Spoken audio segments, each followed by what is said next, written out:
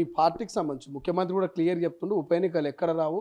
So రాజ్యాంగంబద్ధంగా తన పని తాను చేసుకోపోతుంది చట్టము. కేటీఆర్ చట్టాన్ని చేతిలోకి తీసుకొని ఉప ఎన్నికలు తెస్తే చెప్పలేం కానీ ఎక్కడ రావని కూడా ముఖ్యమంత్రి చెప్తున్నాడు. కాంగ్రెస్ ఏమైనా మాస్టర్ ప్లాన్ వేసిందా పార్టీ ఫిరాయింపు ఎమ్మెల్యేల విషయంలో ఏమైనా? అంటే ముఖ్యమంత్రి రేవంత్ రెడ్డి గారు కానివ్వండి, లేకపోతే క్యాబినెట్ మినిస్టర్లు కానివ్వండి, ప్రభుత్వంలో వాళ్ళ పని ఏంది? ఎంతసేపు గతంలో ఈ పథకాలు డబ్బు లేని రాష్ట్రము, డబ్బుని సమకూర్చుకుంటూ ఒక స్టెప్ బై స్టెప్ పథకాలు పూర్తి స్థాయిలో కంప్లీట్ చేసుకుంటూ పోయే ప్రక్రియలో ముఖ్యమంత్రి రేవంత్ రెడ్డి గారు పనిచేస్తున్నారు. ఇప్పుడు అపోజిషన్ పార్టీగా కొంత బై ఎలక్షన్ రావాలని వాళ్ళు తపన పడుతున్నారు. రావు అనేది ముఖ్యమంత్రి గారు చెప్పారు. ముఖ్యమంత్రి గారికి ఉన్నంత ఇన్ఫర్మేషన్ వీళ్ళకు ఉండదు. ముఖ్యమంత్రిగా లీగల్గా ఏది కరెక్టు ఏది రాంగు అన్నీ వాళ్ళు చూసుకుంటారు. ఇప్పుడు శాసనసభలో ఎమ్మెల్యేలకు సంబంధించింది ప్రతిదీ కూడా స్పీకర్ పరిధిలోనే ఉంటుంది. జ్యుడిషియల్ కూడా అనేక సందర్భాల్లో కూడా ఇది స్పీకర్ పరిధిలోని అంశం కాబట్టి ఎవరు ఇన్వాల్వ్మెంట్ కాము అనేది అనేక జడ్జిమెంట్లు కూడా ఉన్నాయి.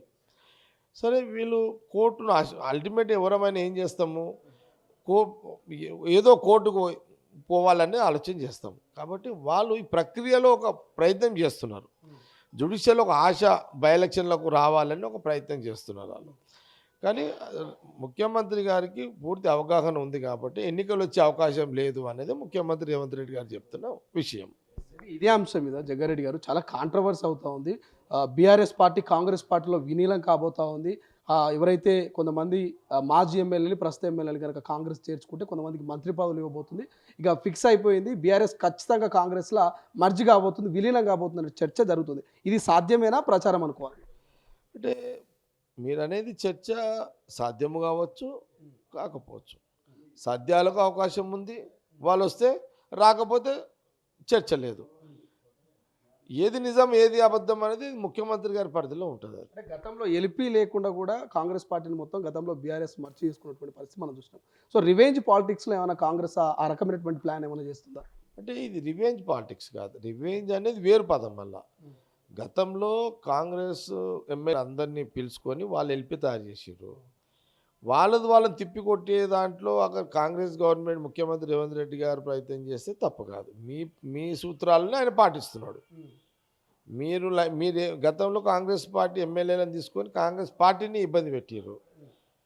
కాబట్టి ముఖ్యమంత్రిగా రేవంత్ రెడ్డి కాంగ్రెస్ పార్టీ ముఖ్యమంత్రి కాబట్టి ఆయన చేస్తే తప్పేముంది? మీరు చేసినప్పుడు తప్పు కాదు, ముఖ్యమంత్రి రేవంత్ రెడ్డి చేస్తే తప్పేముంది? కాబట్టి ఖచ్చితంగా అలాంటి పరిస్థితి వచ్చినట్టు కాంగ్రెస్ పార్టీ ఆ నిర్ణయానికి కట్టుబడి ఉంటే దాంట్లో ఎలాంటి అనుమానం లేదు. దాంట్లో అంటే విలీనం మర్జ్ అయ్యేటువంటి అవకాశం ఉందంటారు. ఇది రాజకీయాలు అన్నీ సాధ్యమే, ఇది సాధ్యం కాదు అనేది ఏమి ఉండదు. ప్రభుత్వంలో రాజకీయాలు అన్నీ సాధ్యమే, ఏదైనా జరగవచ్చు. సో మాజీ ముఖ్యమంత్రి కేసీఆర్ 5 లక్షల మందితోటి భారీ బహిరంగ సభ పెట్టబోతున్నట్టున్నారు. నా దెబ్బ మామూలుగా ఉండదు, భూకంపం వచ్చినట్టు ఉంటుందని కూడా అంటున్నాడు. సో నిజంగా కేసీఆర్ దెబ్బకు తట్టుకోనికే కాంగ్రెస్ సిద్ధంగా ఉందా?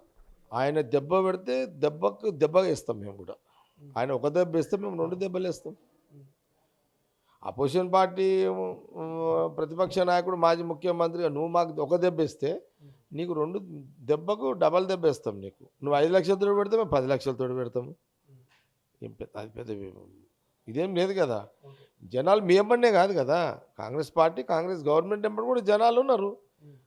నువ్వు ఒక దెబ్బ వేస్తే మేము 2 దెబ్బలు వేస్తాము. కేసీఆర్ గారు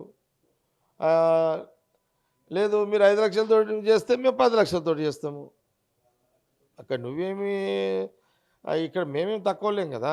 కాంగ్రెస్ పార్టీ కాంగ్రెస్ గవర్నమెంట్ అధికారం లేనప్పుడే నిన్ను ఎదుర్కొన్న వాళ్ళము. ఇప్పుడు అధికారం ఉన్నది, నిన్ను ఎదుర్కొన్న పెద్ద ఇష్యూ కాదు కదా. కాబట్టి ప్రతిపక్ష నాయకుడు యొక్క సవాళ్లకు ముఖ్యమంత్రి రేవంత్ రెడ్డి గారి సవాళ్లకు అంటే అతన్ని ప్రతిదానికి మేము అన్ని రకాలుగా గట్టిగానే ఉన్నాము. మొదటి నుంచే ఉన్నాం, ప్రతిపక్షంలోనే ఉన్నాము. ఇప్పుడు కేసీఆర్ గారి కుటుంబం ప్రతిపక్షాన్ని తట్టుకోలేకపోతుంది, కానీ మాకు ప్రతిపక్షం ఉన్న అలవాటే కదా. ప్రపంచంలో ఏ మూల ఏ క్షణం ఏం జరుగుతుందో వేగంగా తెలుసుకోవడానికి తొలి వెలుగు వాట్సాప్ ఛానల్ని ఫాలో చేయండి.